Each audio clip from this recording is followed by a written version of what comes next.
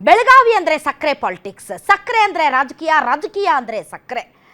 ಕಬ್ಬು ಬೆಳೆಗಾರರು ಇವತ್ತು ಬೀದಿಗೆ ಬಂದು ಹೋರಾಟ ಮಾಡ್ತಾ ಇದ್ದಾರೆ. ಇದು ಕ್ವೈಟ್ ಕಾಮನ್.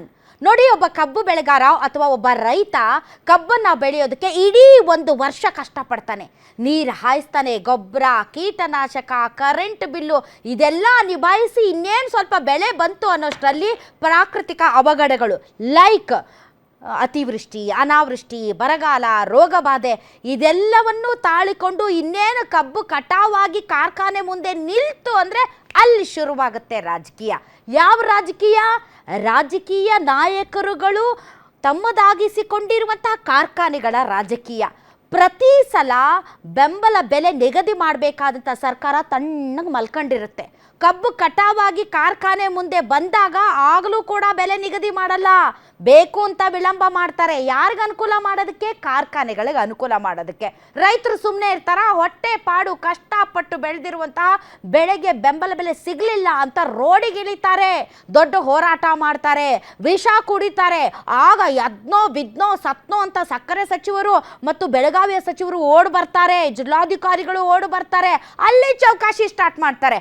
50 ರೂಪಾಯಿ, 20 ರೂಪಾಯಿ, 30 ರೂಪಾಯಿ, 100 ರೂಪಾಯಿ ಅಂತ ಚೌಕಾಶಿ ಸ್ಟಾರ್ಟ್ ಮಾಡೋಷ್ಟರಲ್ಲಿ ಅಲ್ಲಿ ಯಾವುದೋ ಒಬ್ಬ ರೈತ ಆತ್ಮಹತ್ಯೆ ಮಾಡ್ಕೊಳ್ಳೋಕೆ ರೆಡಿಯಾಗಿ ವಿಷ ಕುಡಿದಿರ್ತಾನೆ. ಪ್ರತಿಪಕ್ಷಗಳು ಎಂಟ್ರಿ ಆಗ್ತವೆ, ನಾವಿದ್ದೀವಿ ಅಂತಾರೆ. ಕೊನೆಗೆ ಕಾರ್ಖಾನೆಗಳಿಗೆ ಅನುಕೂಲ ಆಗೋ ನಿಟ್ಟಿನಲ್ಲಿ ಯಾವುದೋ ಒಂದು ಬೆಲೆ ನಿಗದಿ ಮಾಡ್ತಾರೆ.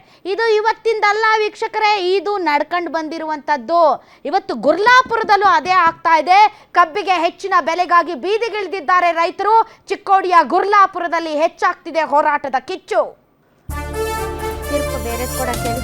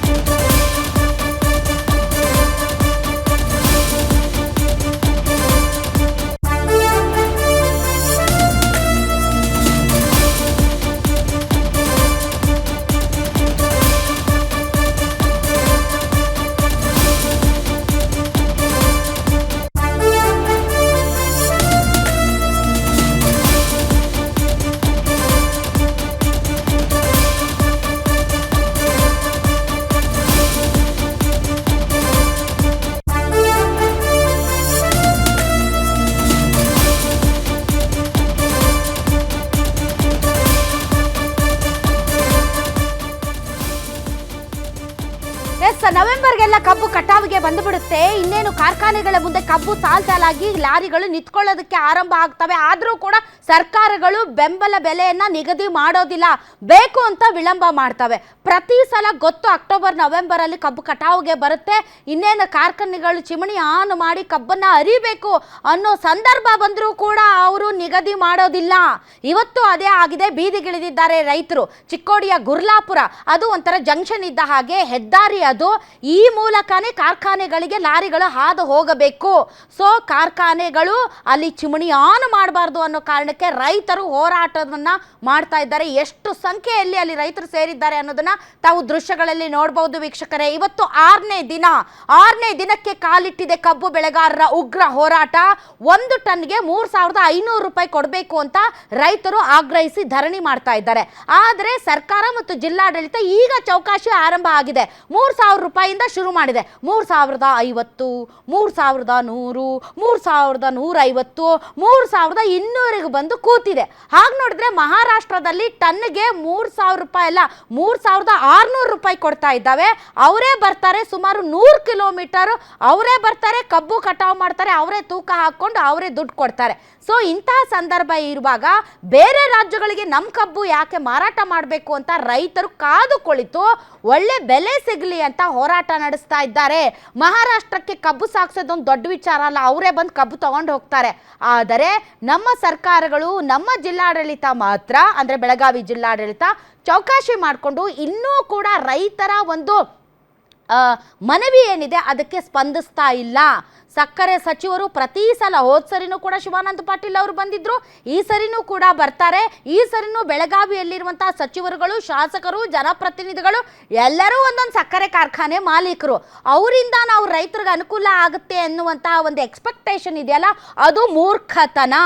ಕಾರ್ಖಾನೆಗಳಿಗೆ ಲಾಭ ಆಗೋ ನಿಟ್ಟಿನಲ್ಲಿ ಅವ್ರು ಏನಾದರೂ ಮಾಡ್ತಾರೆಯೇ ಹೊರತು ರೈತರಿಗೆ ಅನುಕೂಲ ಆಗೋ ನಿಟ್ಟಿನಲ್ಲಿ ಸ್ವತಃ ಸಕ್ಕರೆ ಕಾರ್ಖಾನೆಗಳ ಮಾಲೀಕರಾದಂತಹ ಆ ಭಾಗದ ರಾಜಕಾರಣಿಗಳು ಮನಸ್ಸು ಮಾಡ್ತಾರೆ ಅಂತಂದರೆ ನಮ್ಮ ರೈತರ ಹೋರಾಟ ಏನು, ಅದು ವ್ಯರ್ಥ ಪ್ರಯತ್ನ. ಈಗಾಗಲೇ ನಿನ್ನೆ ಒಬ್ಬರು ವಿಷ ಕುಡಿದಿದ್ದಾರೆ, ಅವ್ರನ್ನ ಹಾರುಗೆರೆ ಆಸ್ಪತ್ರೆಗೆ ದಾಖಲಿಸಲಾಗಿದೆ.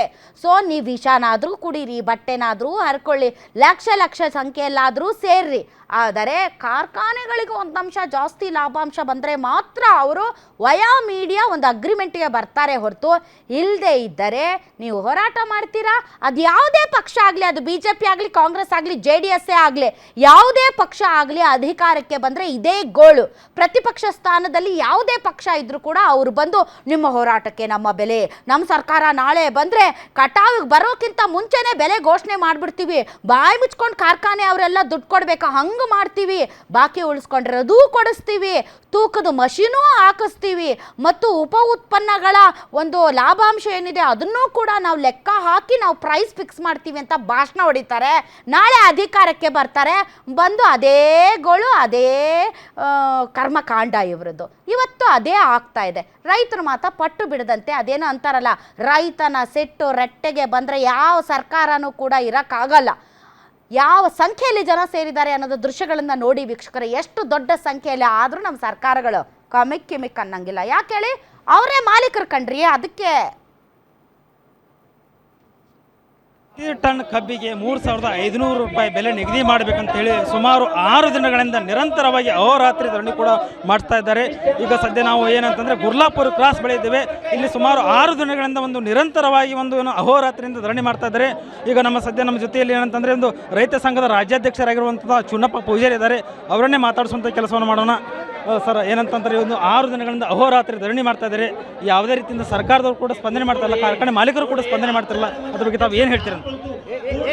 ಏನು ಕಾರ್ಖಾನೆ ಮಾಲೀಕರು ಅವರಂತೂ ಕೇರ್ ಮಾಡಲ್ಲ. ಯಾಕಂದ್ರೆ ಅವರಿಗೆ ನಮ್ಮನ್ನು ಮೋಸ ಮಾಡಿ ಬದುಕೋದಷ್ಟೇ ಗೊತ್ತೈತೆ. 5-6 ವರ್ಷ ಆತ ರೊಕ್ಕ ತಿಂದರು, ಈಗ ಒಮ್ಮೆ ಕೊಡೋದು ಬರೋದಂದ್ರೆ ತ್ರಾಸ ಮಾಡ್ಕೋತಾರ. ಈಗಾಗಲೇ 3,500 ಬೇಡಿಕೆ ಒಳಗೆ 32,000 ರೂಪಾಯಿಗೆ ಬಂದರೆ 200 ರೂಪಾಯಿ ಕೊಡ್ತು ಅಂದ್ರೆ, ಇನ್ನು ನಾವು 100 ಕಡಿಮೆ ಮಾಡಿದ್ವು, ಇನ್ನು 200 ರೂಪಾಯಿ ಕೊಡ್ರಪ್ಪ ಕ್ಲೋಸ್ ಮಾಡ್ಕೋತು ಅಂತೇಳಿ ಕಾರ್ಖಾನೆಯವ್ರು ಸುತ್ತೈತಿ.